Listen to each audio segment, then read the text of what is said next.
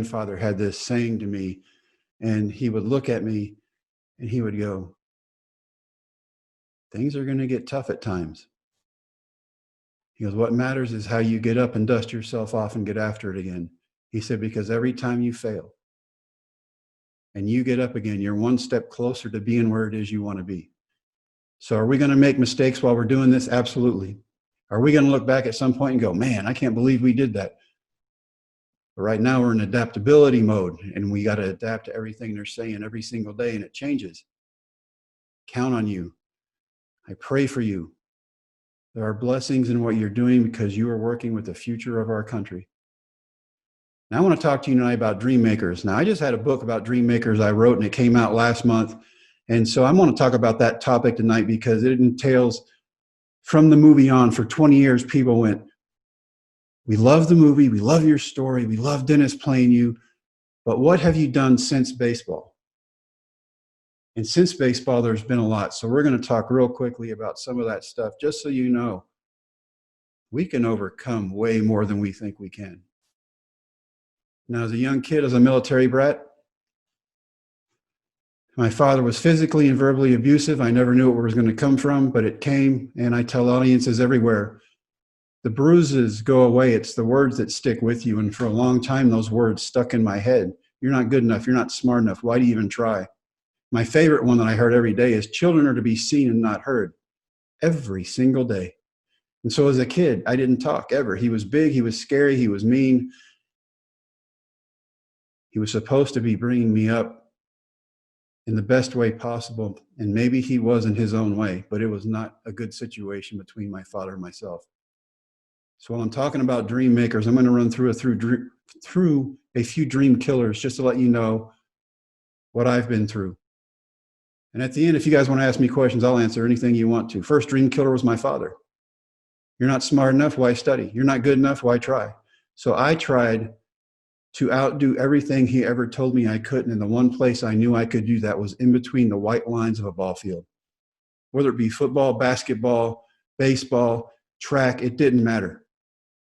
I wanted to get out of the house, and in between those lines, I could be the kid I was supposed to be for a period of time.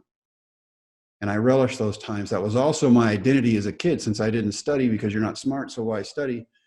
I took my ball and glove and football everywhere, and I'd find a group of kids playing. I would show them I could throw or hit, and I had a team full of friends, never had to say a word. We all adapt in different ways. We all have our own stories of where we came from. While I was teaching in Big Lake, this lady came up to me one day and she goes, that kid is sorry. That is a sorry kid. And I said, you don't know what that kid had to go through to get out of his own house. You don't know what that kid went through from the parking lot into the school, or from the school to the bathroom or down the hall. We have no idea what his story is. Well, I'll tell you, about 4 or 5 years ago, I got a letter from this kid. He was in my class for 2 years. It was biology. And why was he in it for 2 years? Because he did so good the first time. And so for 2 years, I said hello to this kid every single day and asked him, how are you doing? How are you doing? Just simple.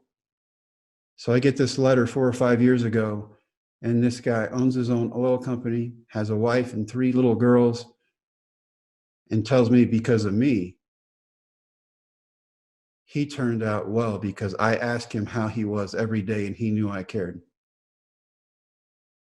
So the challenge for you guys is to instill hope and belief and faith in themselves to overcome anything there is. If they see us flustered, they're going to get flustered. Cool heads prevail. That kid is doing awesome. He has more money than me. So I wish I'd have taught myself maybe. But it's funny when you look back and you see where you've come from and you're like, wow, that has made me who I am. And so the first dream killer being my father, that was easy. Just go play sports. Second one was my high school guidance counselor. You guys are like, but we work for the school board association and you're just telling us bad stories about school. This guy came to me after I took the SATs to see if I could get into college on my own without athletics. And he stopped me in the hallway when he had my scores and he looked at me, he goes, Jimmy, what are you going to do with your life? And I said, I'm going to be a baseball player. Everybody knows that. And he said, son, I hope so, because you're too stupid to go to college. wow, you're supposed to be helping me. Guy no longer works with kids.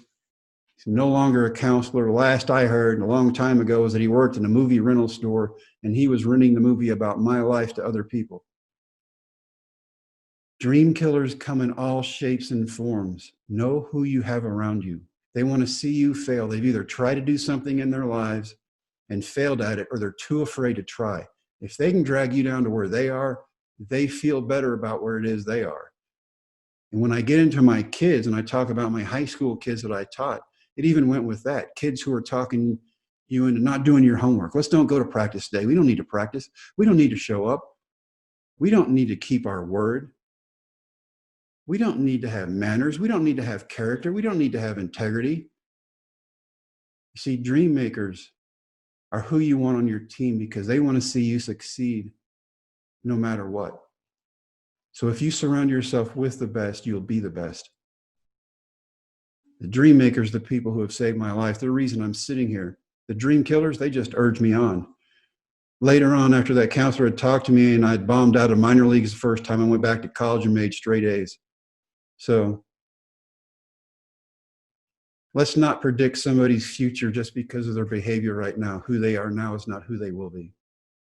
And we need to work with everybody, and we need to support everybody, and we need to stop talking the talk and walking the walk. Because the kids aren't paying attention to what you're saying. They're paying attention to what you're doing. And people are like, hey, do those kids still stay in touch with you? Yeah, absolutely. We go into inner cities now with high school, minority high schools, getting kids back on the field, redoing fields, uniforms, weight rooms, and stuff like that. And my high school kids are still involved with that so many years later that now they go, hey, coach, we're older than you were when you tried out. And I'm like, thank you for reminding me how old I am today. That's awesome.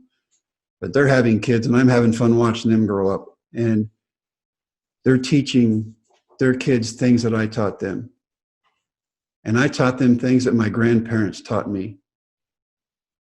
Because when you go back to the dream killers and living with my father, you had to get up and try to outdo yourself every day. So I never competed against anybody else. I competed against me to make me better, make me smarter, make me achieve dreams that nobody thinks I can do. And I failed every time until a group of kids from West Texas came along. All right, so now my father and the counselor, two dream killers. Third one, high school football coach. Now this guy was on both sides. He was a dream maker and a dream killer. The dream maker, part of my Hall of Fame football coach who won 8 state championships, told me that it doesn't matter how big, fast, or strong you are. What matters is how you end the game. If you have to do anything except crawl off the field after a game, you've not done your job. That was my coach. He would come out and he would kick you if you're on the ground. And he would go, hey, are you hurt or are you injured? And while you're contemplating that, you're not hurt too bad. And so he would say, get up, and you got off the field. We don't lay on the field. We don't lay down on our job. When it gets tough, we get tough. We get going. We make a plan. We have the heart. That's what that coach taught me. We won a state championship, and we were not the best team on the field, but we had a better plan and more heart. That is a dream maker part of my high school football coach. The dream killer part of him stopped me a week after my high school counselor, and he said, you have football scholarships to go wherever you want to, son. You're a football player. You're going to go to college and play football, then the NFL. That's your future, and that's what I've decided for you. And I'm 18, so I know everything. And I'm like, well, I'm playing baseball, and there's nothing you can do about it because, I was smart. And he'd only been coaching for like 37 years. And so what did he know? He goes, look, you're not very bright. And I said, I know that. The counselor already told me that. He goes, they're offering you scholarships and tutors to go to school. Blonde tutors. Go to college, play football, then the NFL. That's your future. You'll never, ever make it in baseball. Give it up. And it was that thing of growing up with my dad saying, you can't do this and you can't do that. And sometimes to my own detriment, I try to do it anyway.